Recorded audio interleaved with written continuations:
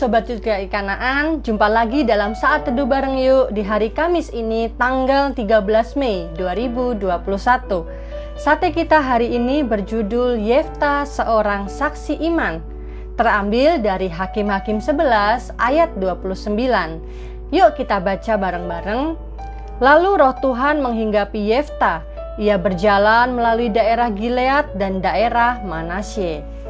Gengs, Alkitab mencatat bahwa Yefta adalah salah satu saksi iman seperti tertulis dalam Ibrani 11 ayat 32 sampai 34a. Demikian bunyinya. Dan apakah lagi yang harus aku sebut? Sebab aku akan kekurangan waktu apabila aku hendak menceritakan tentang Gideon, Barak, Simson, Yefta, Daud, dan Samuel, dan para nabi, yang karena iman telah menaklukkan kerajaan-kerajaan, mengamalkan kebenaran, memperoleh apa yang dijanjikan, menutup mulut singa-singa, memadamkan api yang dahsyat. Gengs, mengapa iman Yefta bisa dipersamakan dengan Gideon, Barak, Simson, Daud, Samuel, dan para nabi lainnya? Bukankah Yefta memiliki latar belakang hidup yang tidak baik dan sangat tidak mendukung untuk dia menyandang predikat sebagai saksi iman seperti nabi-nabi lain? Nah, gengs, perlu kita ketahui bahwa Yefta adalah keturunan dari seorang perempuan sundal yang tidak jelas asal-usulnya.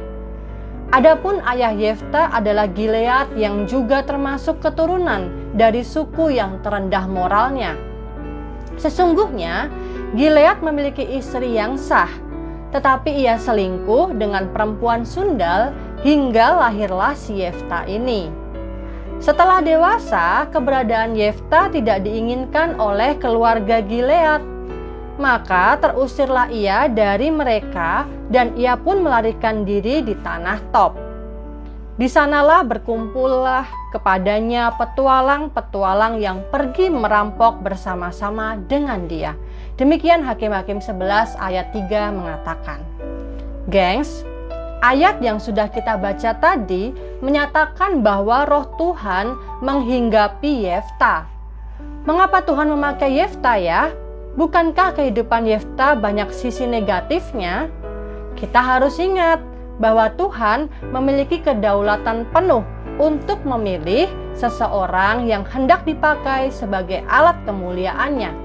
Dan apabila Tuhan memilih seseorang, ia tidak pernah melihat latar belakangnya.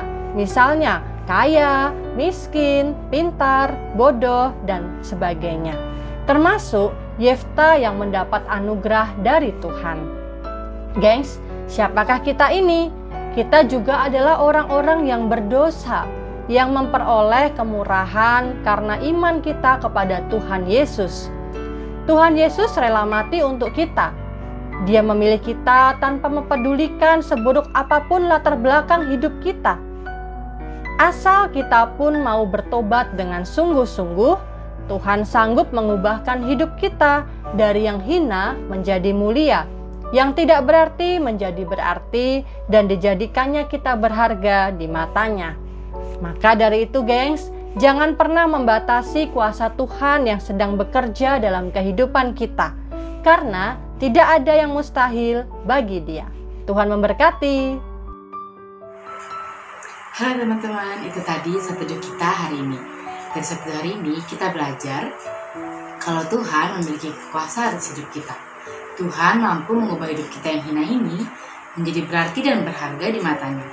Tuhan juga mampu memilih kita untuk menjadi saksi iman di saat kita sendiri merasa tidak mampu melakukannya. Jadi teman-teman hanya perlu percaya kepada Tuhan dan tidak meragukan kekuasaannya ya. Untuk menutup Satu Teduh hari ini, mari kita bersatu dalam doa.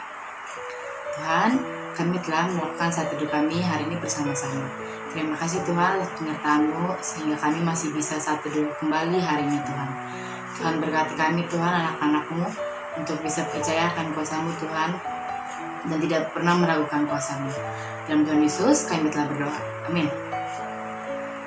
Nah teman-teman, jangan lupa ya, besok kita ada Satu Teduh bareng lagi di channel ini.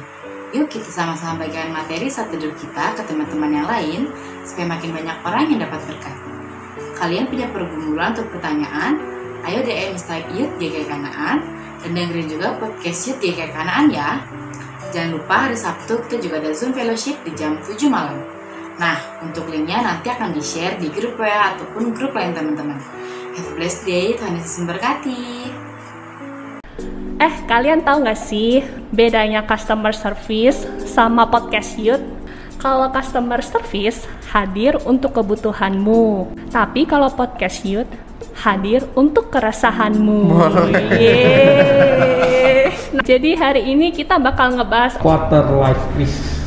Normal nggak sih kalau kita semakin dewasa itu kita semakin cemas dan was-was untuk kehidupan di depan kita? Nah, kira-kira dalam masa-masa kayak gitu, apa sih yang harus kita lakukan ketika sebenarnya kita tuh udah nih kayak udah berdoa gitu sama Tuhan, tapi masih merasa malah makin didoakan, tapi kok kadang malah nggak ngerti kehendak Tuhan tuh atas hidup kita tuh apa?